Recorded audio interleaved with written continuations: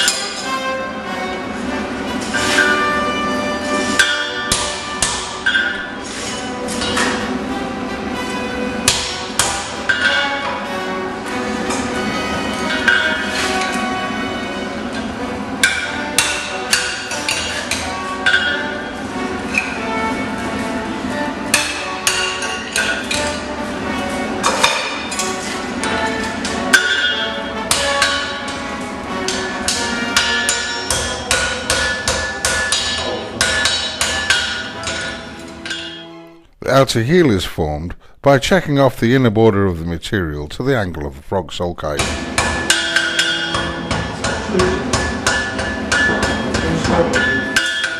The branch is formed by placing the shoe material diagonally over the bick of the anvil, striking at the heel whilst lowering the tongue hand around the bick.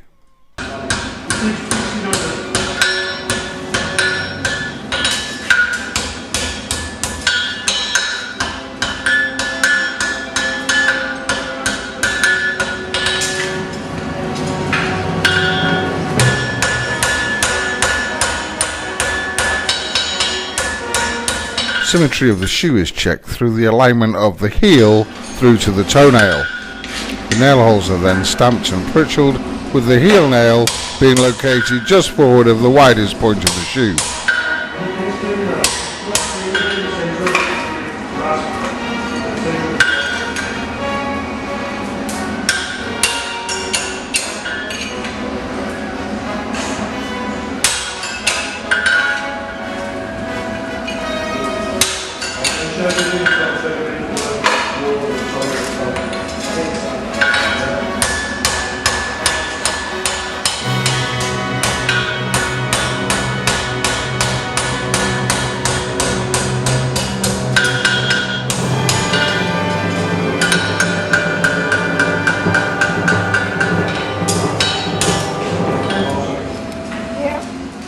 The medial branch is tapered towards the heel, with the leading edge of the concave beveled off for safety.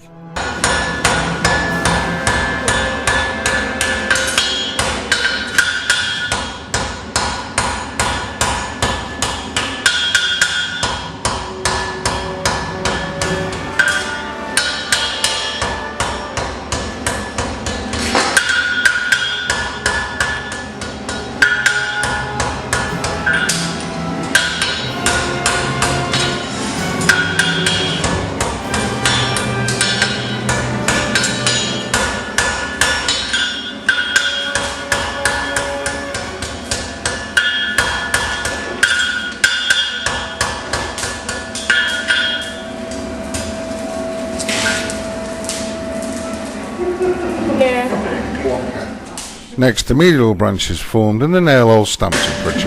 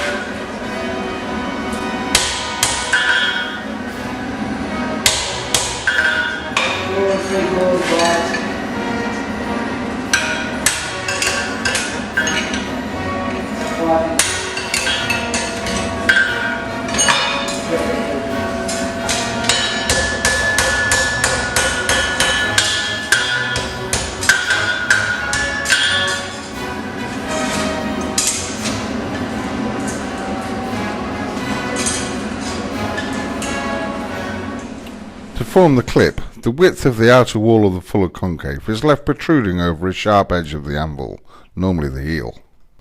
The crossplane is driven diagonally down and in the material towards the heel of the anvil, until there is sufficient enough material to establish the base of the clip. The clip is then drawn against another square edge on the anvil heel. A further uniform heat allows for final adjustments of the shoe and the clips laid on to the angle of the dorsal hoof wall, ready for fitting.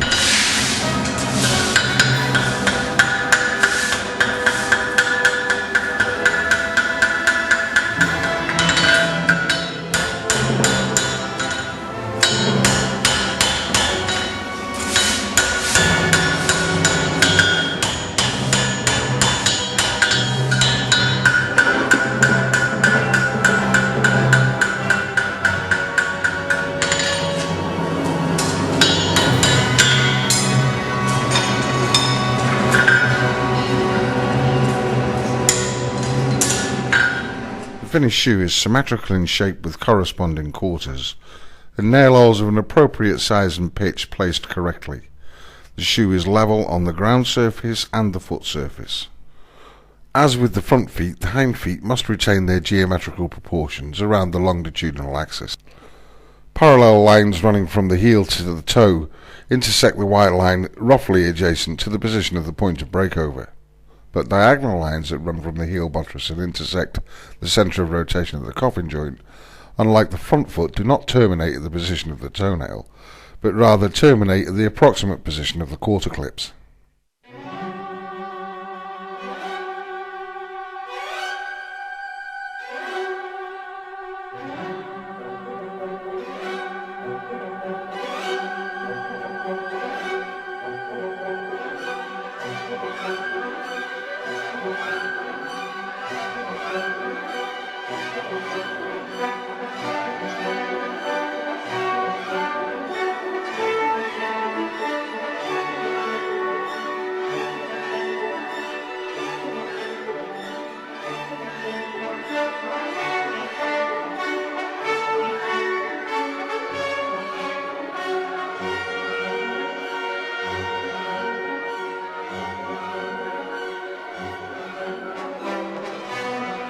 With the sole and bars exfoliated, the solar white line interface is mapped out to the live sole border.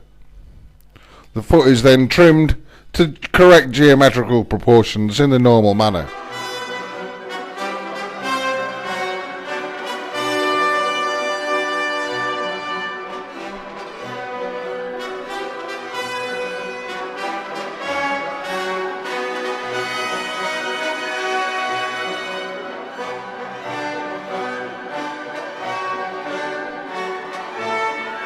With the excess growth removed, the foot is reassessed for level, balance and symmetry through the longitudinal axis, and then finally flattened off with the foot rasp.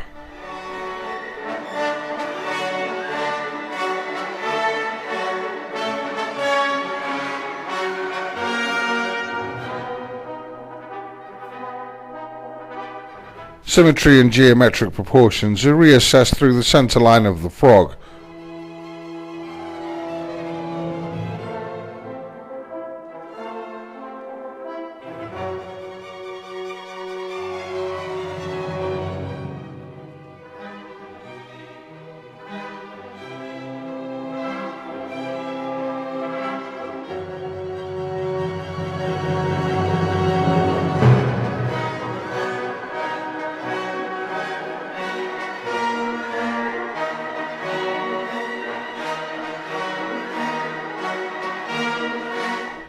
The shoe is assessed for fit. Once satisfied, the shoe is rasped up and finished off. The medial heel is rasped to a shape and angle similar to the buttress of the medial heel of the foot.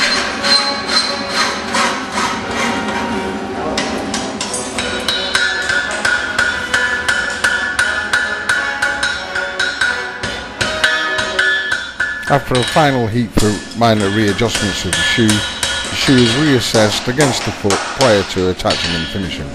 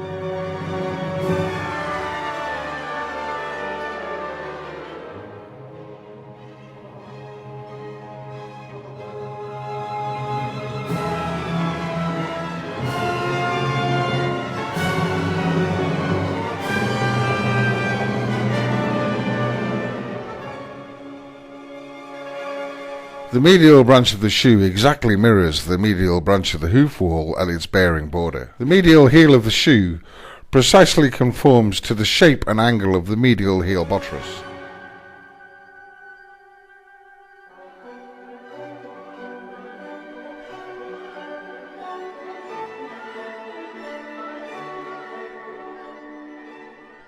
The finished foot has correct heel-toe height relationship, correct hoof-Palston axis, correct medial lateral balance with support to the lateral aspect of the foot,